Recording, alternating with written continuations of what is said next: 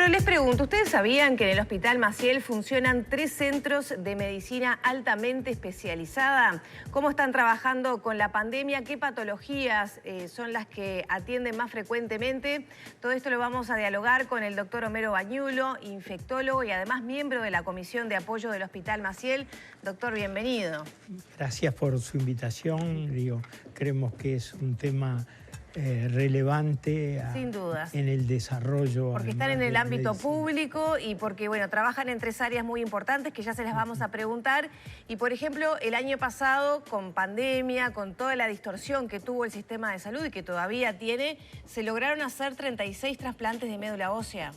Y sí, y además eso dentro de uno de los IMAES que tenemos, y además tenemos IMAES de hemodiálisis, y para pacientes en insuficiencia renal crónico y también para ese tipo de pacientes diálisis peritoneal.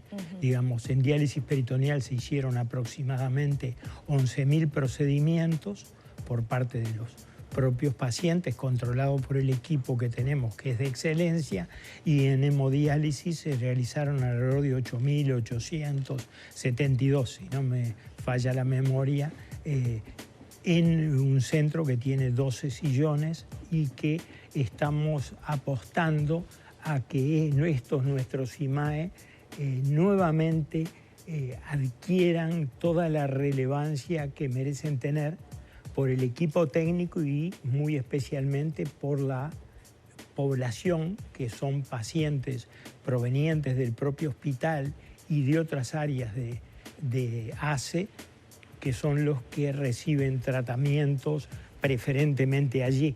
Si bien pueden llegar pacientes de otras áreas, inclusive de instituciones de asistencia médica colectiva, algunas derivan, fundamentalmente digamos, el 80% de los pacientes provienen del propio hospital o del sector Bañulo, público. justamente eso, ¿qué significa para el país tener un centro con estas características, con IMAE de estas características y que sea de acceso a la población en general? En nuestra opinión, yo fui presidente del Fondo Nacional de Recursos entre el 2000 y el 2005 y en aquel entonces una de las cosas que incentivamos fue el desarrollo de los centros de medicina especializada dentro del sector público, porque creemos que el sector público puede competir inclusive con cierto nivel de ventajas en estas áreas y que no debe de dejarle al sector privado esto. Fíjense ustedes que el desarrollo de estos IMAES se realizó durante la gestión del director doctor Gustavo Bogliacini.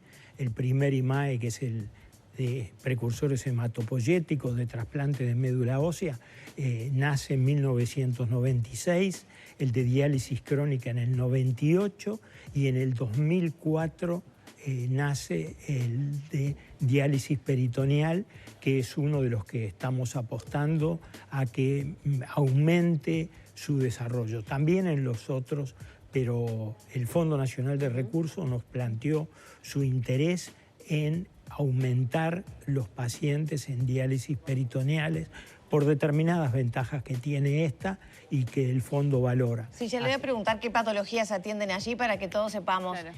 Usted decía que retomen la relevancia que tuvieron. Este acuerdo con el Fondo Nacional de Recursos apunta justamente a eso, que desde el sector privado puedan ir más pacientes. No sé si existen centros de esa naturaleza en el sector privado también. Sí, también existen centros en el sector privado, pero nosotros pensamos, digamos, es un planteo de la propia comisión que es honoraria y que integra también el director del hospital. Yo llevo vinculado al Hospital Maciel 43 años, ahora en otra función, pero digamos, es imposible no profesarle un gran cariño a nuestros hospitales públicos por la función relevante que han cumplidos desde siempre en nuestra sociedad. Y en ese sentido me parece altamente destacable que nuevamente se está impulsando el desarrollo de nuestros hospitales públicos y la atención sanitaria en el sector público. Se está invirtiendo en recursos humanos y en recursos materiales importantes y, por ejemplo, el desarrollo de los CTI y que no vayan enfermos del sector público al sector privado, lo cual es una deriva de dinero muy importante que el sector público puede atender perfectamente. Y acá también entonces van a ser derivados pacientes del sector privado, por ejemplo, a estos IMAE con el Fondo Nacional de Recursos. En realidad, fundamentalmente en el trasplante de precursores hematopoyéticos, reciben de algunas áreas privadas, reciben pacientes, se han atendido ahí con total satisfacción.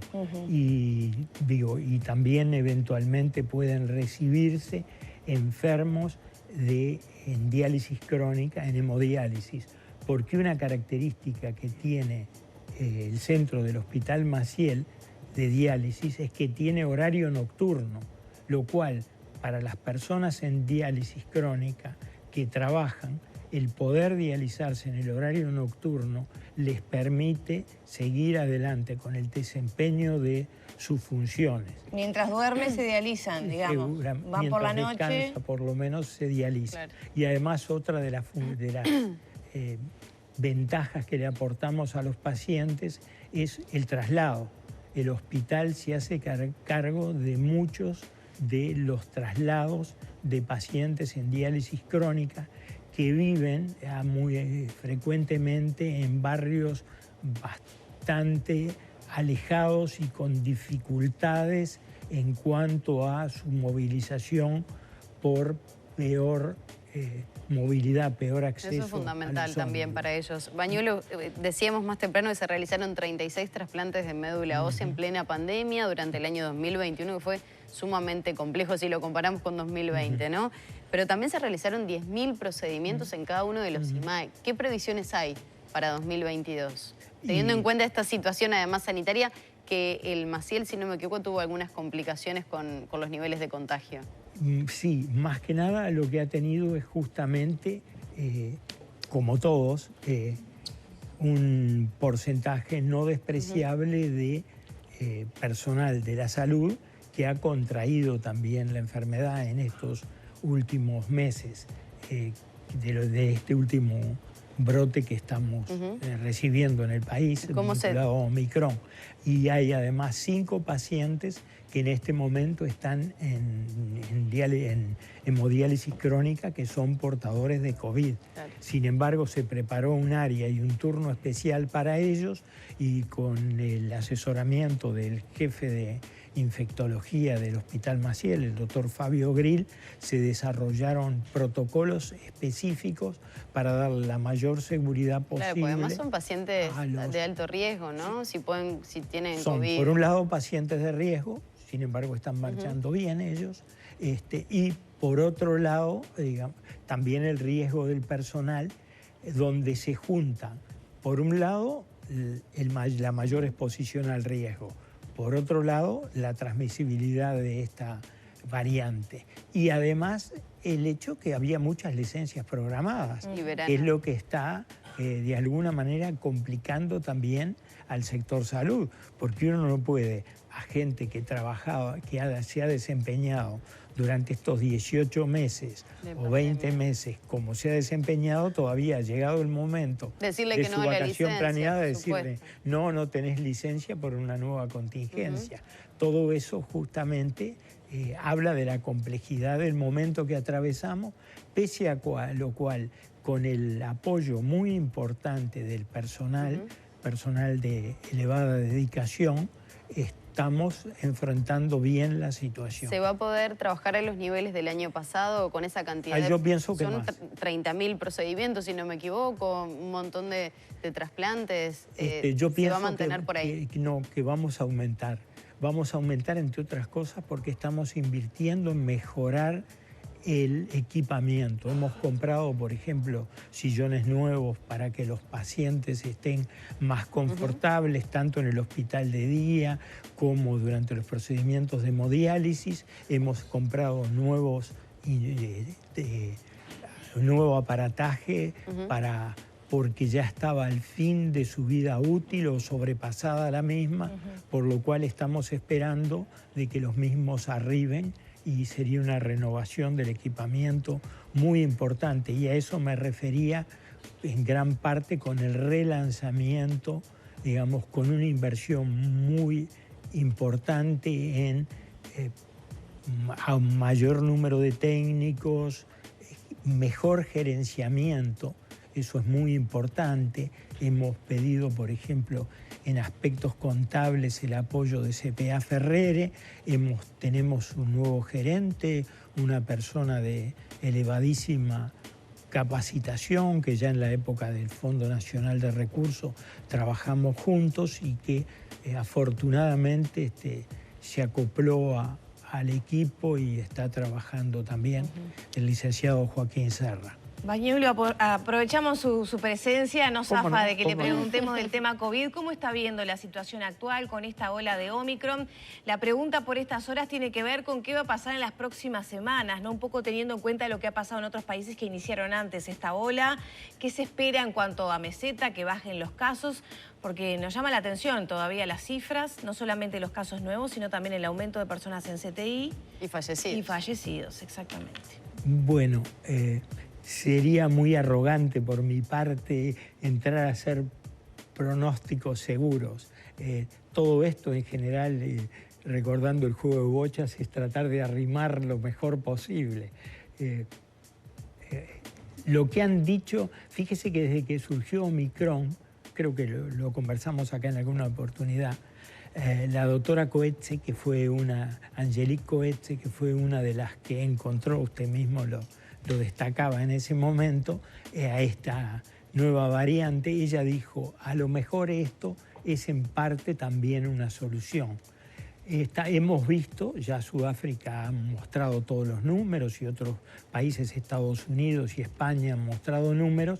Esta es una variante 4 veces, que genera 4 veces menos hospitalización y 70% menor mortalidad y necesidad de intubación. ¿Eso por las vacunas o por la misma, la misma característica que tiene esta variante? Difícil asegurarlo, probablemente por las dos. Pensemos en Tau y pensemos que probablemente ambos elementos de alguna manera se potencian entre ellos y lo generan. Lo cierto es que en general uno en las pandemias lo que se ha visto es que en varias de ellas, a lo largo de los miles de años, se ha visto que los microorganismos causantes van perdiendo virulencia. Esperemos que esta sea un poco la situación, si bien no debemos de dejar de recoger datos que son muy importantes. Por ejemplo, ahora sabemos que la variante Omicron tiene 4 subvariantes. La subvariante que más se ha diseminado es la BA1 y es de la que sabemos los datos, pero ahora ya en 40 países está la BA2 y la BA2 tiene algunas características ya diferenciales. Por ejemplo, es menor o sea, es más fácil que una PCR dé negativo frente a la variante o sea, se detecta BA2. menos. Puede pasar inadvertido. Y en cuanto a los efectos a la salud, porque hablamos de que es una cepa en general más contagiosa, pero no tan virulenta, digamos. No tan virulenta. De todas formas, lo que ha mostrado es que las vacunas que tenemos no contribuyen en bajar la transmisibilidad. Por eso creo que la OMS, con buen criterio, ha dicho que es el momento de desarrollar nuevas vacunas frente a Omicron y no seguir promoviendo nuevos booster o refuerzos. Claro. Y el laboratorio Pfizer está diciendo de que en marzo tendría desarrollado una vacuna para enfrentar a Omicron. Y doctor, se dice que esto termina o pasaría a fase de control, ¿no?, la pandemia, cuando generemos una inmunidad colectiva, y eso refiere un poco a esa buena noticia que usted mencionaba, ¿no?, de otros profesionales. Pero mi pregunta es, ¿cómo podemos hablar de una inmunidad colectiva cuando, por ejemplo, tomando como ejemplo Uruguay, ¿no?, tenemos más del 70% de la población vacunada, la mitad ya con tercera dosis, y sin embargo tenemos números tan altos?